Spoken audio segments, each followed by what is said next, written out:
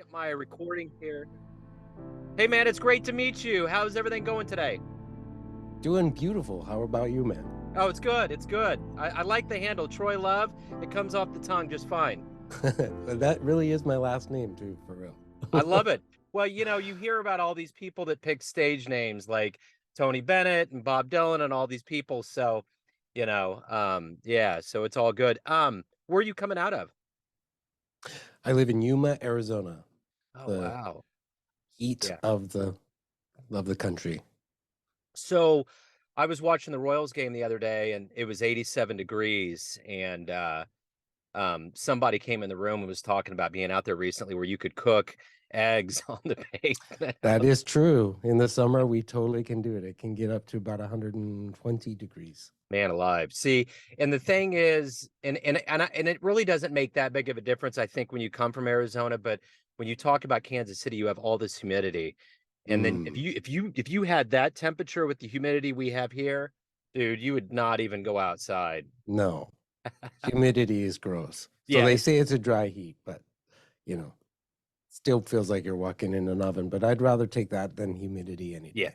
Oh, yeah, absolutely. Yeah, and it's good looking out there. So, hey, man, it's great to meet you. Thank you for taking a minute out. And speaking about extremes, I'm going to start off with COVID. The last 3 years did quite a ditty on all of us in its own way. How did you s Absolutely. Yeah, so how did you survive that 3-year period now that the world's waking up? And how has it changed the way that you conduct business and live your life now? Well, as a therapist, for when the world shut down, we scrambled to figure out how we were going to help people.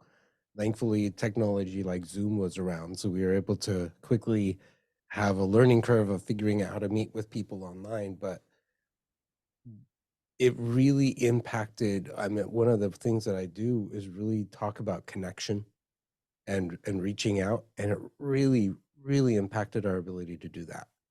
And so, watching uh, people that I care about deal with massive depression, high anxiety, and counseling a lot of those people in my job, and trying to do that over Zoom was really hard because it's just it's personal and it's the best we could do, but it was still not what I would have wanted, what anybody would have wanted. So that put a big dent, and I think we're going to see the consequences of that for years and years to come. I think that's the thing that's a part of what we're going through right now is that we're still in this micro. We're not in the macro. We're in PTSD. And with anything, whether it's a disease that scientists are looking into or it's mental health, when you pull away and you have some time, you see the 2020. But I think the thing that's been good about this time period is that the idea of mental health is not just like, oh, get over it. Just Right. you know what I'm saying? We're getting to a point now where we're recognizing that not only was it the pandemic, but it's the conditions by which we tend to live in this country, you know, that have become something that's been magnified. And I think that's it's a good thing for us to recognize and to deal with. Right. And how much we didn't realize what we had. My younger son was able to still go to school in person, but my older daughter had to do everything online. And that just really impacted her in a lot of ways that my son hasn't had to experience. His social group was still intact. His level of mental health was still intact, but hers, oh, it struggled because of that impersonal isolation that a lot of people had to deal with. So when all of this started happening, I remember in January, I saw a picture of Beijing before we knew this was going to happen, and it was empty. And I was like, oh my God. Like I just had a feeling. And then a friend of mine, I'm in the Kansas City area north of here, said that his kid got a note in like late January that said, just in case you need to take devices home, these are the marching orders. Well, I have a son on the autism spectrum, and the two Mm. things that he likes the best is school and baseball. And it was getting to be March. And I was like, don't. Oh, Like I went into some weird denial phase. Like immediately the door just closed. And I was like, nah, we'll be okay. I just hmm had to see the glass half full. So, but I think that's the thing that's crazy about it. The irony is the proliferation of Zoom and us being in touch still we still lived through this chasm of needing each other. Community and physical contact was huge. I mean, what if So we huge.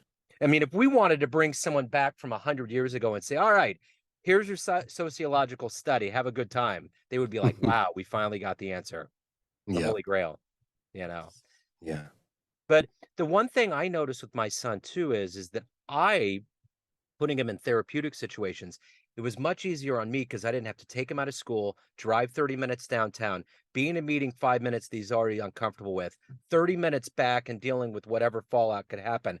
It was we did it. It was a therapeutic session, but we did it in a way that I think was more conducive for him. Now that's not the same thing with everybody, but that's just one of the silver lining byproducts I noticed. Well, I think we learned a lot of that we could do a lot with technology that maybe we weren't comfortable doing and we had to. So we learned that we could reduce the carbon footprint. People could still go to conferences without having to travel all over the world. So I think there was a lot that we did learn and some things that maybe we still haven't learned yet. Absolutely. So let's get a handle on exactly what you do on a daily basis. I'm going to hypothetically put you in front of a bunch of third graders. You're in Okay. career day, okay? You're in elementary school. And one of the little people look up and say, "What do you do for a living?" How do you answer them? I help people heal their heart owies. So when you were in the third grade, what did you want to be when you grew up? Uh, I think I wanted to be a fireman. uh, I don't remember that far back. I think I think I wanted to be a fireman. I thought those that looked really cool. So you're an emotional fireman now. I am. I help people put their fires out inside. Absolutely. You're the fire extinguisher that we need. Um, How did you get here? Go back to where you were born and raised. Seeds get planted in us, become who we are. They grow and sprout out into us. How did this happen for you? You know, you're not just a guy that goes into work. You're a guy that gives out a lot of yourself to help others. How did that happen? I was adopted at birth. It was a closed adoption. My birth mother did not get to even hold me when I was born.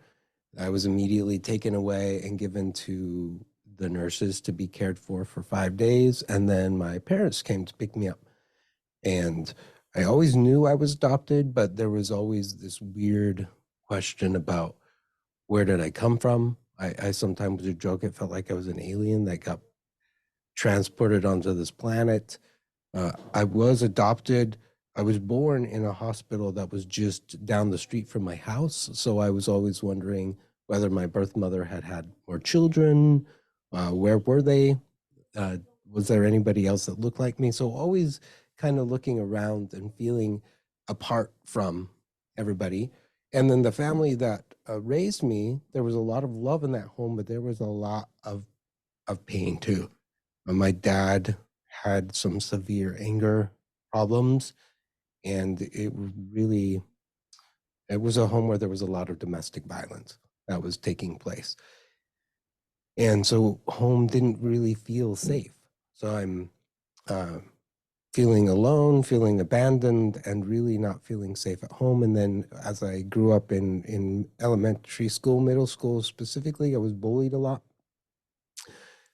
some pretty severe bullying. So I had all these wounds. I call them attachment wounds now, rejection, abandonment, abuse that I didn't know I had, but I was carrying them around with me all the time. And when I was in high school, I kind of like became my friend's counselor. They were always coming and telling me their problems, and I would listen. And although I didn't even know that that was a thing, it's weird. I didn't even know that there was a thing like a counselor, but that's what I was doing. So when I went to college, I didn't know what I wanted to do, and then I landed in a social work 101 class, and it resonated with me that this was the work I wanted to do. Because one of the primary pieces of social work is connection, and that we're wired for connection. So that just kind of took me on a journey of figuring out what I could do to heal my wounds, and in the process, I started to learn what could be done to help other people heal theirs as well.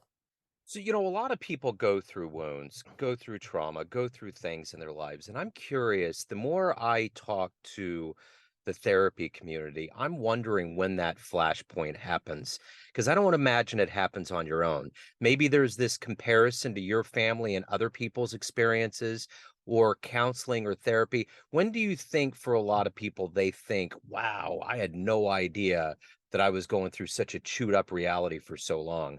When do you think that happens for a lot of people?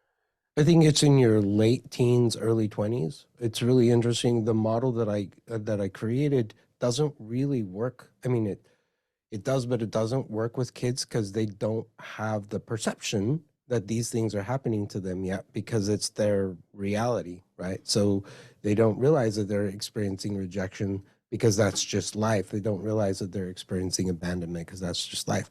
But when you start to become a teenager and you start to interact with other people, and really when you start to move out into the world in your 20s and you start to interact with other people, you start to realize, wow, I do have some of these wounds.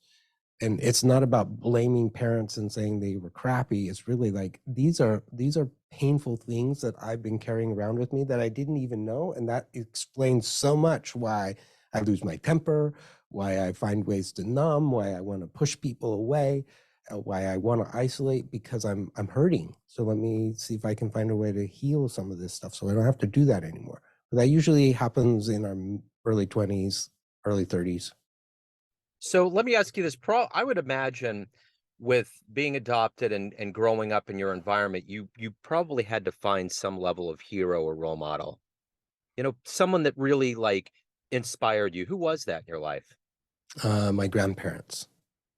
My my grandmother was somebody who I knew loved me unconditionally, and um, she was my safe person. And my grandpa was like the adventurer.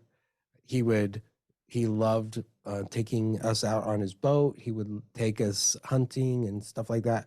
I hated hunting, but I liked being out in the woods and just his kind, gentle uh, teaching way. He taught me how to do that. So my grandparents really were my models. Man, it's so important to have someone like that in your life that's just patient, good, smart, grounded, and gives you the real deal. Absolutely. Um, so if you can meet anybody alive on the planet right now and spend a little time with them, talk to them, who would it be? Uh, Today, I would love to hang out with Brene Brown. She does a lot of shame work. She's also a social worker. I did have the opportunity of meeting Mr. Rogers and had about a 15-minute conversation with him be about a year and a half before he died. I was going to school in Pittsburgh and I ran into him, and that was one of the most profound experiences of my life. And his kindness. It's funny. I talked to somebody that spent some time with them. They were in TV for a while. Said the same thing. It was transformative. And the one thing that he told me that Mr. Rogers told him is that the gravest injustice we can do to the children of this world is to tell them that everything's okay. Not tell them grave things, but if you build up this mystique that there's not going to be things that are going to come along, it's not okay. Right. But anyway, he just taught, and I remember that speech that he gave. It's viral now, and it goes through. I mean, that is a dude that came straight from the heart, and he resides in a very special place on this planet for just being just he's got it. He's like what I call like I deal with the jazz world a lot, and a lot of these Hmm. old elders from Sonny Rollins, the Lou Donaldson, these elders that are still alive. They remind me of the Jazz Jedi Council. They're in Cloud City. They got the turbans. They're just looking it down at all of us minions trying to figure it out. And it's like Mr. Rogers was right up there. He was just he took what he learned in life and made wisdom just something simple. Right. Just He is definitely one of my heroes. I wow, try to be like him a lot. that's cool. So let me ask you this. Every day you wake up, there's things that get us out of bed, there's things that move us through the day. What is the ultimate motivator for you? What makes you accomplish and do and be who you are and to also give to others what you have? It's weird that I'm able to say this now because I don't think I always believed it, but I have a light and I have gifts and talents that are not that I'm more special than somebody else, but they're my unique gifts and talents that I have that can bless people and help them connect with their light and truth. And when they connect with theirs, that is the most exciting thing to see the light come on inside of them, to see them believe in themselves. That is what gets me out of bed, is to try and help somebody else experience that just like I did. You know, it's interesting. I remember my engineer for my radio show, very wise man, John Christopher. And I remember telling him in the early days, I'd get off an interview with like a musician or someone, I was just jazzed up talking about it. And he stopped me at one point and said, and he's always good about this, throwing out these little indispensable pieces of wisdom. And he said, they may get as much out of you as you're getting out of them. And I think about what you're saying in life. You think you're the divine one giving this advice out, but based on what they do and how they interact with you on it, it's just either by proxy or intentional. It's just a part of the process. I learned so much from them. Yeah. It's And healing. It's good, you right. know? It's beautiful. Yeah, absolutely. So, of all of the clients that you've had and that you've helped, you have to give of yourself. How do you find that dividing line where you're like, I have to save enough for me in my tank so I don't run out on empty? How do you parlay that in your life? I had to learn that really early on. Um, I used to take all my clients home with me emotionally, and that was not going to be sustainable. And I actually had to take a break from counseling for a while and do some of my own work before I could do that again. What I learned is you walk into my office with your wounds, and I have mine, but you have yours. And we're going to work on them. We're going to do wound care. We're going to give you strategies and tools to help you. But when you leave, those are still your wounds. You're going to take them with you. They're not mine. I got mine, you got yours. So I'm going to do everything I can to show up for you while you're here, and we're going to work on that. And then you're going to take those with you because those are yours. And you can come back again next week and we'll work on them again, but those are yours. And so learning how to let people own, even if they are in denial, letting them own their stuff and not feel like I have to own their stuff has been life changing for me. So I'll do my best. I'll show up as much as I can, but at the end of the day, this is your stuff and you got to take your clowns and your circus home with you. One of the things that's gotten me over this pandemic is one of the kind of by proxy things that's happened is with police. And I think about what they have to see and what paramedics have to see and how they separate them. My God. I mean, to go through that level of viewing all of that, to separate that between living a regular life and then seeing that, and I would imagine, and emotionally, and I think that goes back to what I originally was saying about mental health. I think people are starting to understand that there's this dividing line between both. I think people understand Robin Williams a little better post pandemic than they did before. People, because Mm, people didn't, I don't think they quite understood what depression is. It's like anything, like alcoholism or any of those things. It's not just a mood you get in, it's an actual thing that's a part of you, like somebody that may not have hands or a leg, right. it's a condition, you know. Well, you talk about secondary trauma. Like first responders are often exposed to secondary trauma. It's not happening to them, but they are witnessing the trauma of somebody, and then they can that. Uh, and a lot of times they don't take that home, but there's that one event, that one thing that's just a little bit different, and that can really impact somebody. Really can create a lot of PTSD like symptoms for themselves, even though it didn't happen to them. And so my heart goes out to first responders and there's a lot of culture now of being able to talk about that stuff that they didn't do before. And I hope that they know deep respect for them and hope that they take care of themselves because they do an important service. Certainly. So let's say tonight you have a dream, you run into the 20-year-old version of yourself. You could give that younger version of you a piece of advice based on the life you've lived, the wisdom you've gained through all the trials, ups and downs. What would you tell your young version? Stop worrying about what everybody else thinks about you. Believe in yourself and know that you are enough and that you have what it takes to succeed in this world. You do not have to please everybody else. You're not responsible for everybody else's happiness. So you live in integrity and do your best, but you really have what it takes to be successful in this life. Speaking of success, what's been one of the best client success stories you've ever been involved with? Um, I just I just had a couple that I've been working with for a while. They were on the brink of divorce. They were both struggling with addiction problems in their relationship, and they were on their way out. And being able to give them some simple tools to help them connect with each other. They are one of the happiest couples that I have ever seen. It gives me hope for other people, and they just keep telling me how grateful for the work I did, and like, y'all did it. I just gave you a couple of tools. You figured it out, which most people don't. So watching them and the smile on their face and the love they have for each other, that is what I live for. So this next question's more philosophical rather than absolute. My question to you is this: when people enter therapy and go through this process of healing old wounds, do you think us as humans hit a point where we've overcome them, or do you think they always still linger? What's your idea on the full therapeutic spectrum for a human trying to heal themselves? So I tell people it's not the wound that causes us suffering, it's what we've come to believe about ourselves as a result. So I can't ever undo the fact that I was adopted. So there is an abandonment wound that's there.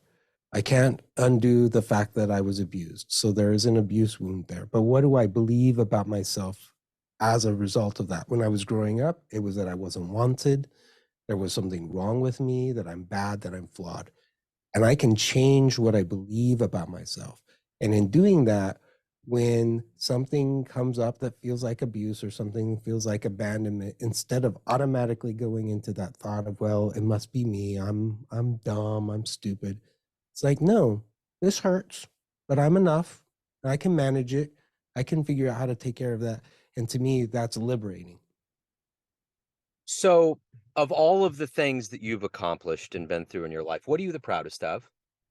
I just was able to give a TEDx talk. That was one of my bucket list items. And I did that about a month ago, and I'm really excited about that. Right on. So, talk to me a little bit about being an author. What does that mean for you?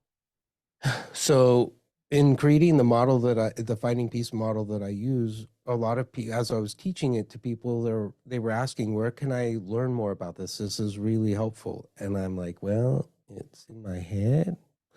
Here, I'll give you a handout.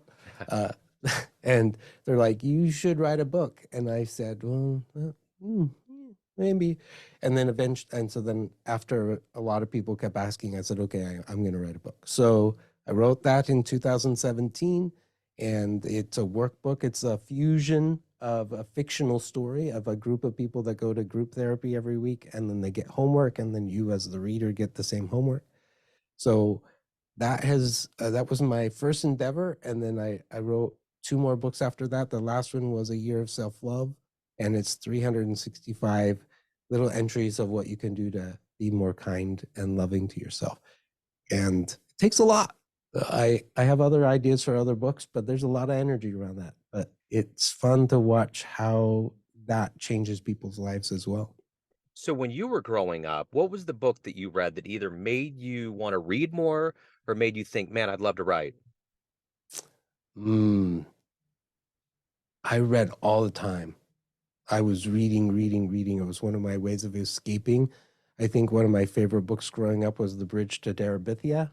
Uh, it's a super sad book, but just the dynamics of that friendship and the world that they lived in. That was one of the books. But I would read the back of shampoo bottles. I just loved reading everything. And then one of my most influential teachers in high school was one of my creative writing teachers who helped me expand my genre because all I wanted to do at the time was write fairy tales. And she's like, Troy, you gotta knock that off. You gotta write something else.